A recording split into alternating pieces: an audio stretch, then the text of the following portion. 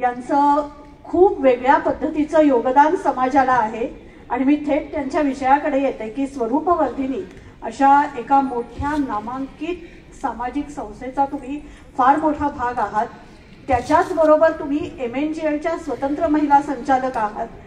तर हे दोन्ही तुमचे रोल किंवा तिथल्या रिस्पॉन्सिबिलिटीज काय आहेत आणि त्याहूनही महत्त्वाचं की इथे अनेक मुलींच्या आया आहेत, मुली आहेत आणि मुलं पण आहेत या शाळेचे विद्यार्थी. तर मुलीची सुरक्षा हा प्रश्न आता इतका गंभीर बनलेला आहे. मगाशी मी म्हटलं तसं की मुलगी उंबरठ्याच्या बाहेर पडली तर तिची आई मोकळा श्वास पण घेऊ शकत नाही. तर काय करूया याच्याकरता? नमस्कार. सगळ्यात पहिल्यांदा व्हीनस वर्ल्ड स्कूल चे सगळे संचालक त्यांचं मी मनापासून धन्यवाद करते की इतक्या कमाल आणि कर्तृत्ववान बायकांना ऐकण्याची संधी आपल्यामुळे मला मिळाली. खरं मला ऍक्च्युअली इथे बसायची इच्छा नाहीये. आता मला असं वाटतं की इथं बसलं पाहिजे आणि हे अनइंटरप्टेड ऐकलं पाहिजे, कारण ह्या काय कमाल बायका आहेत आणि प्रत्येकीची स्वतंत्र मुलाखत झाली पाहिजे. एक्झॅक्टली. म्हणजे हा तुम्ही त्यांच्यावर, मी माझ्या बाबतीत म्हणत नाही, पण ह्यांच्यावर अन्याय करता आहात. कारण का हिनं तर थांबूच नाही असं वाटत होतं.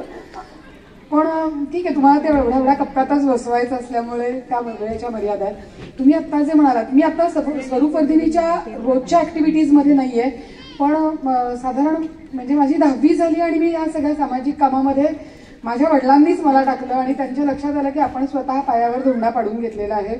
कारण नंतर मग माझ्याकडे कायम कारण असायचं की मी नव्हते गेले, तुम्ही मला पाठवलं तिथे. त्यामुळे माझ्या बाबांनीच मला नेऊन अखिल भारतीय विद्यार्थी परिषदेचं मी पूर्वी काम करायचे आणि ते करत असतानाच मी पूर्वी राहायला मंगळवार पेठेत होते आणि आमच्या घरापासूनच जवळ स्वरूपवर्धिनी होती. म्हणजे परिषदेचं काम करता करता माझ्या आईबाबांनी मला स्पष्ट सांगितलं होतं की आई वडिलांच्या पैशावर सामाजिक काम करू देणार नाही, तू तुझे पैसे कमवायचे आणि तू तुझं बघायचं. सो केवळ 250 रुपये मानधन होतं मला आणि मला ते पुरेसं असायचं. सायकलच्या पुढच्या मागच्या चाकात हवा भरायला 50 पैसे लागायचे आणि 250 म्हणजे मी खूप श्रीमंत होते तेव्हा. म्हणजे मी लोकांचे पण खर्च भागवू शकायचे. पण ते करताना मी तिथे मुस्लिम मुलींमध्ये काम करत होते. म्हणजे त्यांच्या शिक्षणाचं ड्रॉपआउटचं प्रमाण कमी व्हावं याकरता किशाभाऊ पटवर्धनांच्या डोक्यातही एक विजन होती आणि त्या दृष्टीने मी ते काम करत होतो. स्वरूपवर्धिनी आणि नंतर सुराज्य सर्वांगीण विकास या प्रकल्पामध्येही आपण ज्या सेवा वस्त्या म्हणतो, अत्यंत हार्श भाषेत बोलायचं झालं तर झोपडपट्टी म्हणतो, पण आपण कधीच त्याचा उल्लेख तसा करत नाही, कारण कुणीतरी तिथे राहत असतं ज्याला ते खूपच बोचू शकतं, त्यामुळे आपण त्यांना सेवा वस्त्या म्हणतो. तर अशा सेवा वस्त्यांमध्ये काम करताना तुम्ही म्हणता तसं लक्षात यायचं की मुलींच्या बाबतीमध्ये प्रचंड इन्सिक्युरिटी आई बाबा यांना वाटत असते आणि त्यामुळे ह्या एका इन्सिक्युरिटीच्या मुळे अनेक संध्या त्यांच्याकडनं काढून घेतल्या जातात. म्हणजे मुलगा जर का आता कॉलेजला जाणार आहे आणि वर्षभरामध्ये मुलगीही कॉलेजला जाणार आहे, तर खूप वेळा असं व्हायचं की मुलाला संधी दिली जायची, मुलीला नाही दिली जायची, कारण का ती त्या एका सुरक्षित परिघाच्या बाहेर जाणार आहे. पण म्हणजे मला नेहमी असं वाटतं की मुलीबरोबरीने मुलाशी सुद्धा संवाद साधणं हे जास्त गरजेचं आहे. दुर्दैवाने आपल्या देशामध्ये असं झालं की कायम मुलींनाच सांगितलं गेलं की कसं वागलं पाहिजे. म्हणजे 7च्या आत घरात आलं पाहिजे, तू व्यवस्थित कपडे घातले पाहिजेस, लोकांनी तुझ्यावरती चिखलफेक केली नाही पाहिजे असा तुझा व्यवहार असला पाहिजे, जे काही करायचं असते तू करायचं आहेस.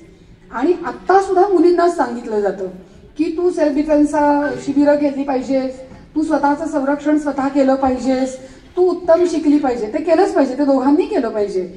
पण मुलांना कमी सांगितलं जातं की तू मुलीकडे वाईट नजरेनं नाही बघितलं पाहिजेस. मुलींनी कसं वागावं हे सांगताना मुलांनाही हे सांगायला पाहिजे. हे आपल्या काय म्हणतात त्याला सिलेबसमध्ये, समाजाच्या सिलेबसमध्ये आलेलंच नाहीये. म्हणजे एकदा मोदीजींनी जेव्हा, म्हणजे मला खूप छान वाटलं होतं तेव्हा की त्यांच्यासारखा माणूस आपला देशाचा पंतप्रधान आहे, त्याची विजन इतकी चांगली आहे, कारण का त्यांनी असं त्यांच्या पहिल्या भाषणामध्ये असं म्हणलं होतं की